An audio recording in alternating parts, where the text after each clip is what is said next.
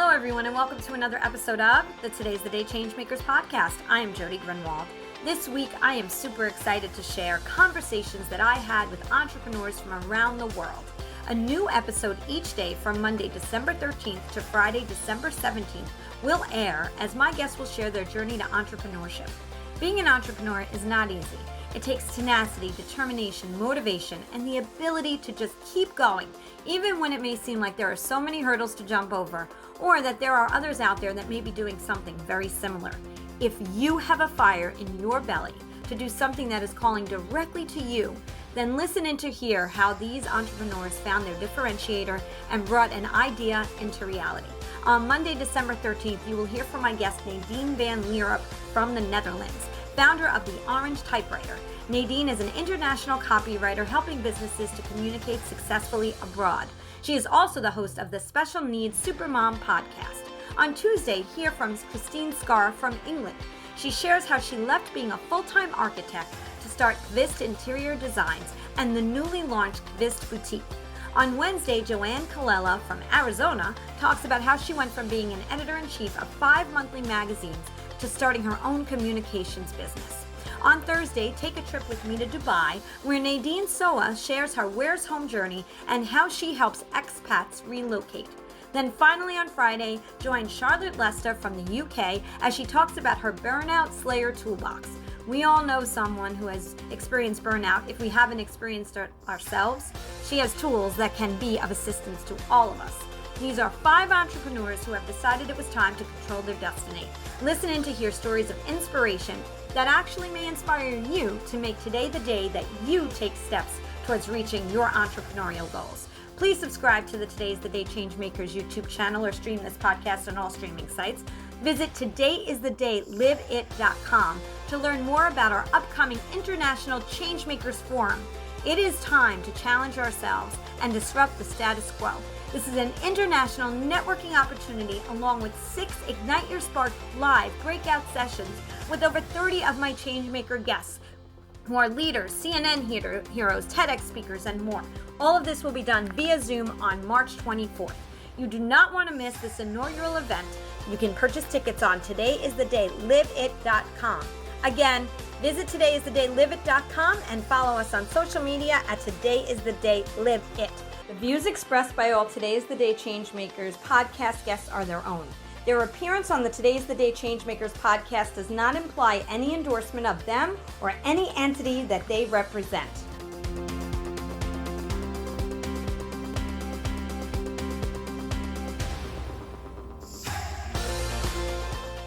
Hello, everyone, and welcome to another episode of the Today's the Day Changemakers podcast. I am Jody Grunwald, and as I say, I always interview the best guests who are the change makers, the movers, the inspirers out there who are making a difference in their corner of the world or beyond.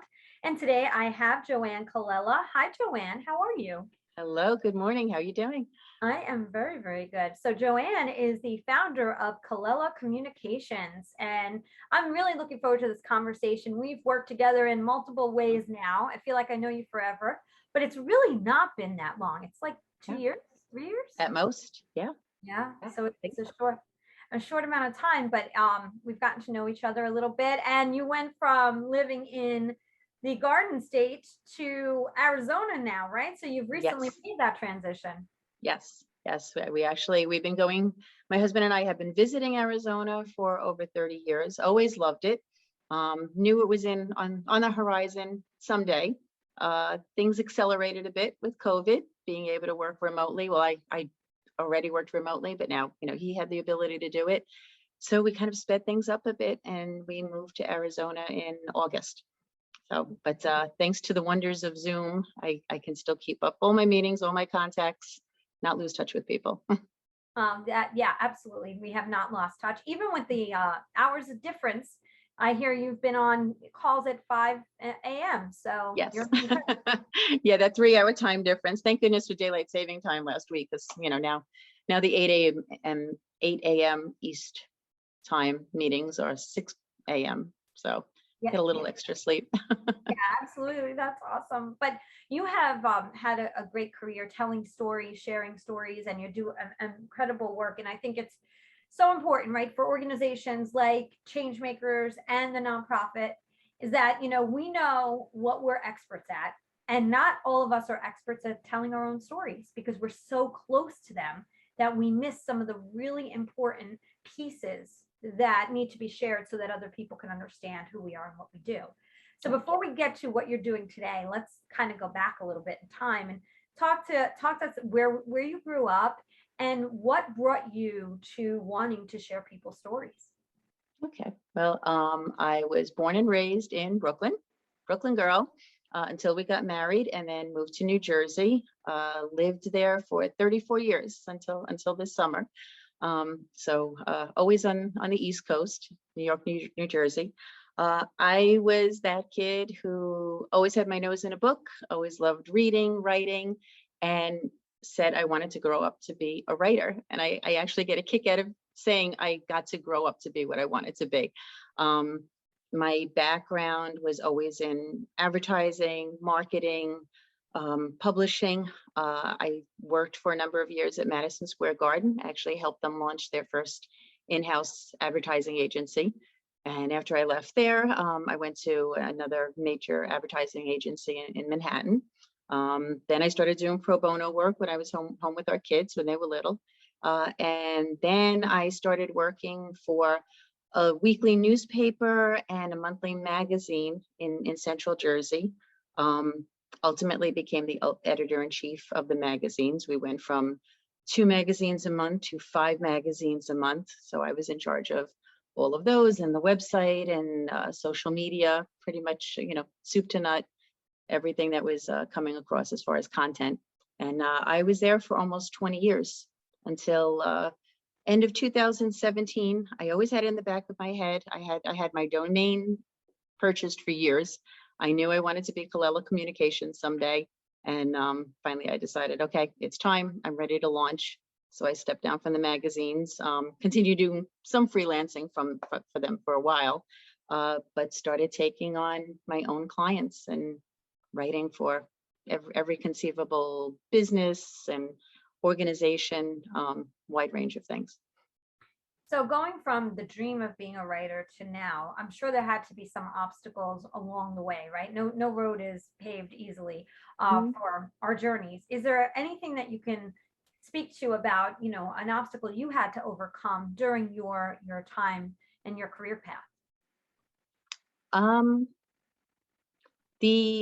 My work at the ad agencies and the magazines, I think always the work itself came easy to me. I loved it. I was passionate about it. I call myself a compulsive editor. So anything, that has to be read or written, I'm on board with it. The challenge became deadlines. Actually, that was always the big monthly challenge, trying to wrap up 5 publications in basically a week and a half's time by the time we got all the content in and all the ads and then had to get it off to the printer. So there were a lot of all-nighters and missed holidays and vacations and weekends and things like that. So that was the biggest challenge then. When I finally decided to launch Colella Communications, my first technical challenge was building a website because I didn't have those skills at all. And I didn't have any funds to have someone do it for me. So I thank goodness for the internet. I basically taught myself how to build my first website. And then I think after that, the ongoing challenge was really promoting myself and telling my story to get my business going, because I had spent so many years writing about other people and the things that they did and their businesses and their causes. Having to, kind of reverse it and shine the light on my own business was different. That is such a great point, because when you're working for another organization, selling who you are for them with your title and what you're doing for the other organization is kind of our, I call it, for me personally, like our armor, right?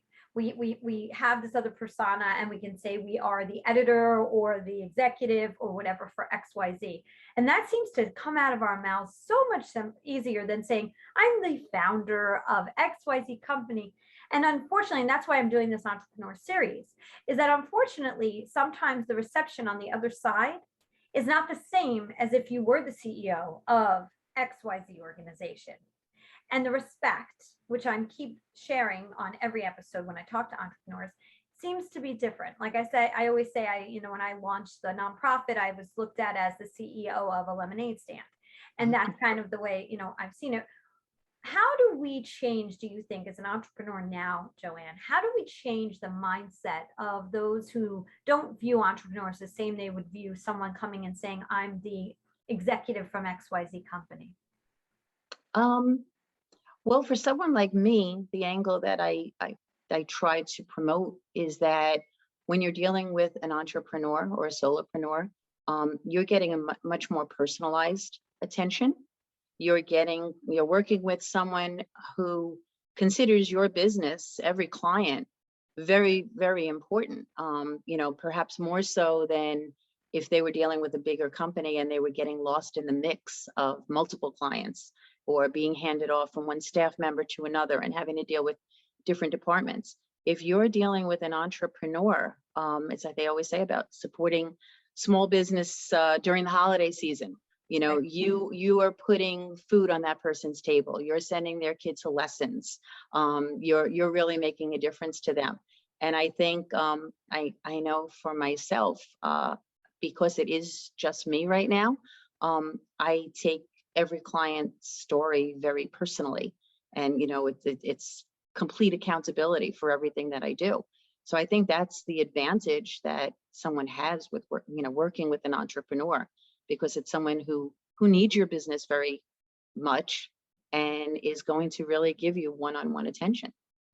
And that is so very, very true. And because they're so attached, and that's why too, entrepreneurs, when they're trying to tell their story, they might not be the best storyteller because their expertise is in this. And that's why you exist, and your organization is growing so much. And I know, and I want to talk about who your ideal clients are, because honestly, when we first met, I learned a lot about, you do an array of work.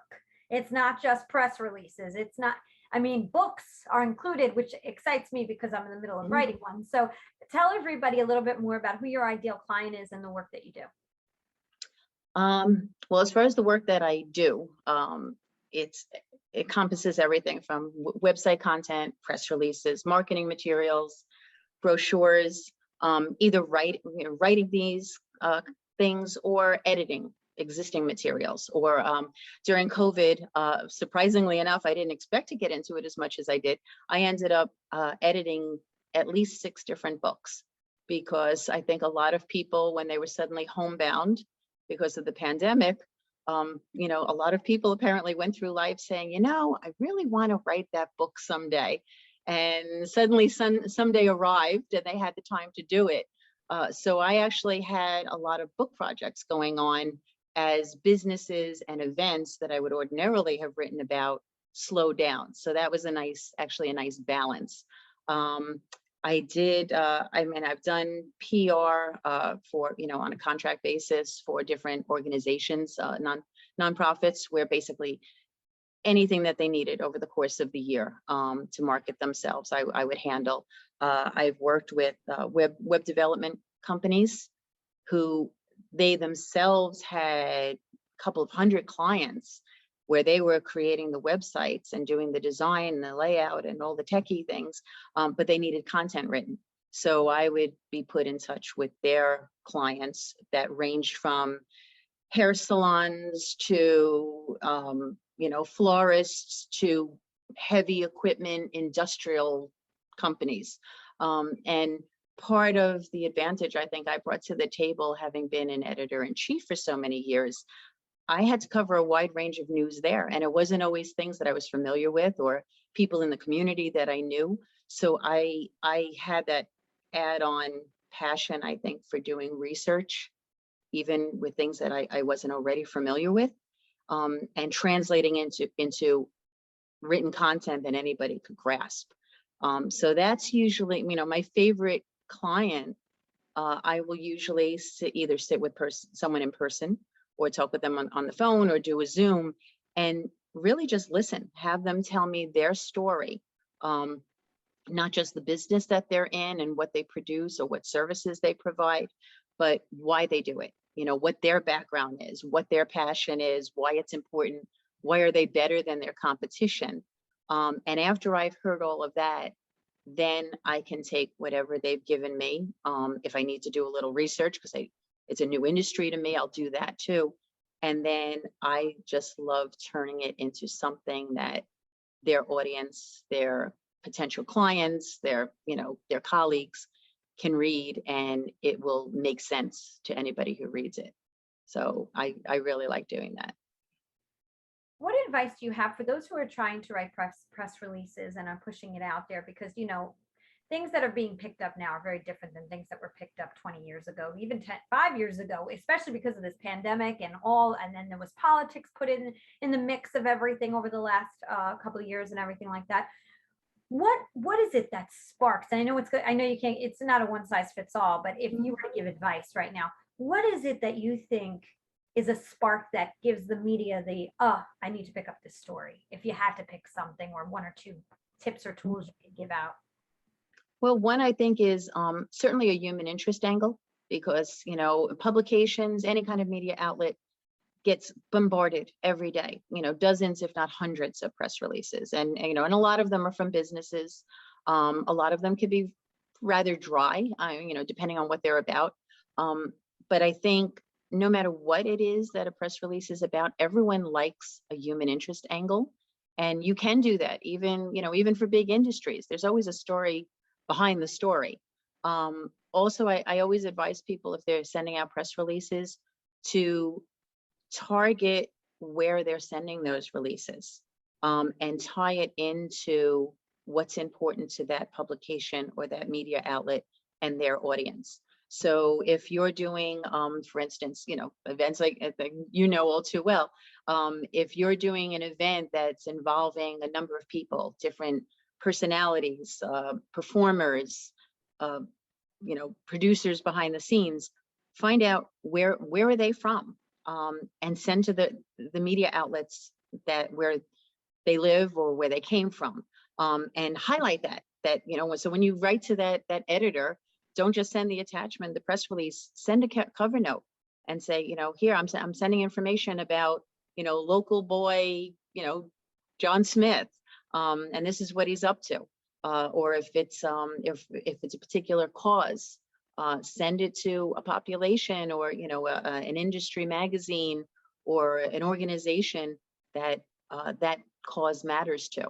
And those are the things that'll make it stand out from the others. You have to do something that strikes a chord, in order for them to have a reason to publish it. Yeah, I've heard too, getting to get to know the PR people and spending the time trying to cultivate the relationships. But you and I both know that takes a tremendous amount of time. That you've been in that industry a long time, so you have those relationships. But for organizations like Applaud Our Kids and others where we don't have those relationships, it's starting from scratch, which makes it harder. And that's why if organizations can hire someone or work with someone who already has those existing relationships and can get the word out, it is much easier to go that route. That I can say, for sure. And we've done a lot of work with you. I also want to say that with the Changemakers Forum, that really hasn't been officially announced yet, but is going to be soon, International Changemakers Forum in 2022.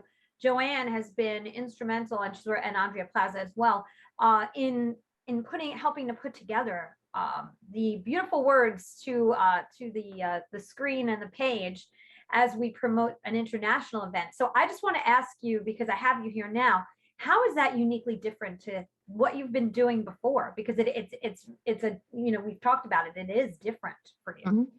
Well, the Changemakers Forum in particular, first and foremost, I think it's because it's just going to be so global. I've written for clients all around the country, all around the world, but they were very specific projects. And, perhaps what made them unique to me is that my client was in those different places, far and abroad. This is truly an international event where you're hitting universal themes that, it doesn't matter what country someone is in that will be viewing it or participating in it. um, there are things that just have global appeal. No matter what country someone is in, where they are in life, where they are in their career, you're touching on topics that everyone can relate to. So I think that's what will make this event in particular a lot different than any other, or any that I've dealt with, any other networking event, or motivational speaker events. A lot of them tend to be very regional, and they will have people from one country or another country, or a certain industry, and this one is really touching on all cylinders. I'm so grateful and so appreciative that you're on this ride with me as Mm. we create this Changemakers Summit and Forum. For those who don't know what it is yet, it's going to be March 24th, and more will be coming out about it. And there's 6 topics, and not all, but a big majority of the Changemakers who have been part of the podcast are going to share their expertise on 6 different panels. And you'll be able to find out more about that on the todaystheday.liveit.com site soon. But I just wanted to publicly thank you for being part of that journey, and to let people know that you're working on an international scale, which I think is so incredible to be able to do.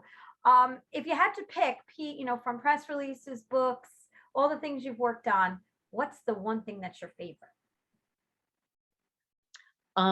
My favorite, I don't know whether I would choose a particular favorite project to work on.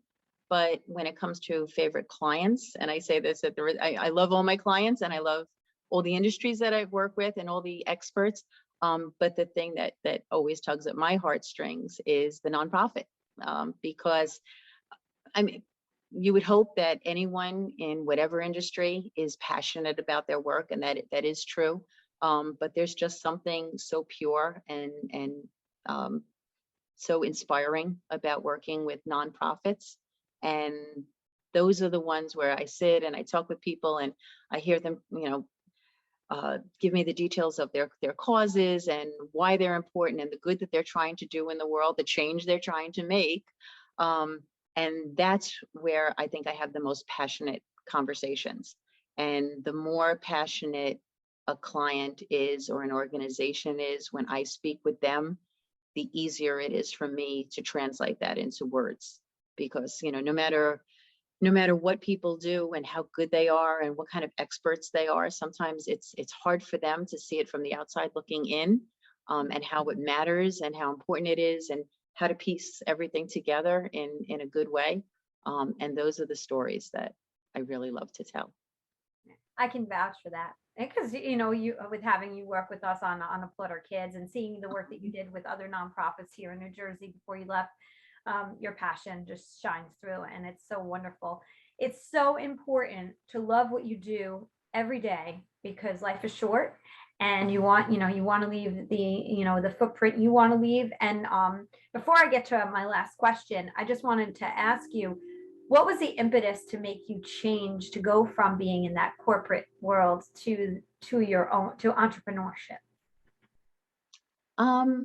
One was being in better control of my workload and my hours and my schedule, and how much of it I was willing to devote on a regular basis, week to week, day to day, certainly holiday to holiday, but also broadening what I was able to write about, because in the confines of another company, you're writing about what that company deals with, where, the region where the publications were distributed, or the content that you were able to do for different advertisers. Being on my own really expanded my universe as far as how much I could take on, how many different people I could touch, different topics I could cover. And that really was an eye opener. It was very liberating being able to do that. So it's good being your own, I don't want to say your own boss, but being, I don't know, I'm losing my words here. It's control of your own destiny and your interests, right? Because like you said, it's by variety, and you're in control of what you can share and the messages that you can put out there. So it's not very specific to what you're being told to do. And that makes perfect sense. But it's funny, I've interviewed so many entrepreneurs. And one of the things when I ask that question, I get is a lot of people say, I want to be in control of when I can take vacation and not have to hear no, or it's not the right time, or it's during a blackout period, and it's the vacation and the holidays that people talk more about. It's incredible how I've asked all of you separately, but yet, and nobody knows what the other said, but a lot of people have said, the holidays and the vacations and all of that. So it's very interesting. Which is not to say that you don't do it because it's funny because that's probably one of the first things that people say. But when you're doing it for yourself and your own business and your own clients, it doesn't feel quite the same, because even in the few years now that I've had my own business, there have been plenty of late nights that I've put in, and self-imposed deadlines, or if someone needs something in a hurry, then I know, okay, fine, I can do this. I can rearrange my schedule. I travel everywhere with my computer. I've driven cross country in a small RV. And that was my traveling office, and I never missed a beat. So you're able to set your own parameters, and you know what you're capable of, and it's a lot different when you're the one deciding, yeah, I could do this. I don't mind making the sacrifice, or having someone else say, well, you have to, whether you want to or not. Right. That is very, very true. And I will say, I'm probably one of those people you've had to put that computer on on the RV. So I apologize. So I want to ask you the last question that I'm asking everybody this year, and the book will be coming out eventually, from the answers from everyone, because everybody's different. And I just love the, kind of themes that I'm starting to get from all of the answers over this last year. But if you knew then what you know now, what would you tell your younger self? I would tell her to keep going, that what she wanted to do really could happen. You can dream of being something and never even imagine the different directions that it would take you in. When I knew I wanted to be a writer, I didn't know what kind of writer. I didn't know if I'd write books or I'd work for a newspaper or what. But I knew I wanted to write. And over the course of all these years, I've written in so many different ways for so many different people about so many different topics. And that really shaped the whole rest of my life and my career and what I did and what I learned about and the people that I met. So I would just, looking back, I'd say, yeah, don't give up that dream, even though my parents were old school, and I'm sure they would have thought, the right thing to do is just be a secretary or, take the safe job. And they didn't know exactly what would happen when I said I wanted to be a writer, but I went for it, and I haven't regretted it. Well, that's great. And I love that. I totally love that evaluation of life, right? Because that's the thing is that's the hindsight part. Hindsight's 2020. And so many of us look back and say, I wish we would have or could have and should have. And we can't get lost to that because we're doing it now. But I think that's the part is the lessons we could teach those who maybe the same age, just are afraid, or maybe younger and are afraid, or those who are taking the leap but are unsure if this is going to work. We can say, if you stay on the road, it's incredible, the ride. Mm-hmm. And like you said, it winds so many times that you don't even realize, wow, like where you came from to where you are today. It's never, like I said before, it's not a straight road, but it's incredible. Like the way I met you wouldn't necessarily have happened if it was a straight road. Mm-hmm. But here we are today doing incredible things, doing everything we can to be change makers and make a difference. Yeah. And the other thing, if there was one other piece of advice I'd give to anyone, either my younger self or anyone else, I always tell people never to underestimate the importance of volunteering, because that whole notion of giving back and changing the world, yes, but it's also a great opportunity to hone your skills, test your skills, and show other people your skills. I mean, a lot of the client work that I got came from just volunteering first, because, I hit it off with someone. I had a friend, I had a colleague, someone who believed in something, someone who needed something done. And I would volunteer to do it just because it was the right thing to do. But then it would lead to connections that I never expected that it would. So, a lot of people right away, they jump into something saying, oh, how can I get this as a job? How can I get paid? How can I make a business networking connection? But they overlook the importance of just volunteering, and you can pay it forward in a lot of ways, and it comes back to you in a lot of ways. Oh my gosh, absolutely. The nonprofit world found me, and then the connections and have been incredible, and the learnings have been incredible, and then also the feeling of fulfillment is something that is a driving force. So that is very, very true. Volunteering provides so many things for you and those that you're giving to. So that's a great message. Thanks, Joanne. Joanne, how does everybody find you? Best way is on my website, www.colellacommunications.com. It's COLELLA communications.com. And I have contact information on there. I have samples of work I've done over the years for all different clients. I have highlight all the different kinds of things that I can do, what I have to offer. So if they look for me there. That's the easiest way. That's awesome. Thank you so much for coming on and sharing, and for all the work you've done for both organizations and helping us to grow and being a part of this journey with me. Mm-hmm. I've loved it. So have I. I've seen you win your awards. I've seen you launch different events, including, nationwide events like the one you did last year. So yes, you are expanding like crazy. Oh, thank you. Thank you. Yes. And for those who don't know, Joanne was so sweet in nominating me for an award that I actually did win, which was the Athena Leadership Award through the Monmouth Regional Chamber of Commerce. So thank you for that. And a shout out to the Chamber and to the Athena organization. I'm honored to be a part of that. And Athena is an international organization, which is very, very special. So thank you so much, Joanne, for that. Circles back to your international reach. Yes, absolutely it does, which is kind of interesting how that happened by chance. And that's what we were just talking about. And I think that this is actually plays into what we were just saying. The journey is just so interesting that you don't even realize it. Who would ever think that an international organization and launching it wasn't planned that way, and that I'm going to have an international event with Changemakers. So if you're open to it, the signs are out there and things happen. Yep, all works.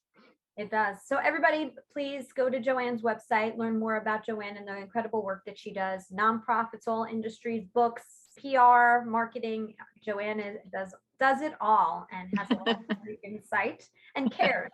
I think the most important thing out of all of that is that you care, which is, something that everybody should do. But I want to make sure that I add that in there as well. Thank you.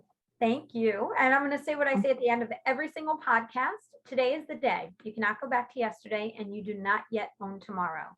So what small or large steps are you going to take today to get yourself closer to your goals? Don't forget to subscribe, like, and share the podcasts on the YouTube channel and stream anywhere and everywhere. And you just never know when you share the podcast, who may need to hear some of the important gems that are shared by the guests that give me the honor of interviewing them. Thank you to Joanne Colella again from Colella Communications, and have a great week, everyone. Bye, Joanne. Thank you.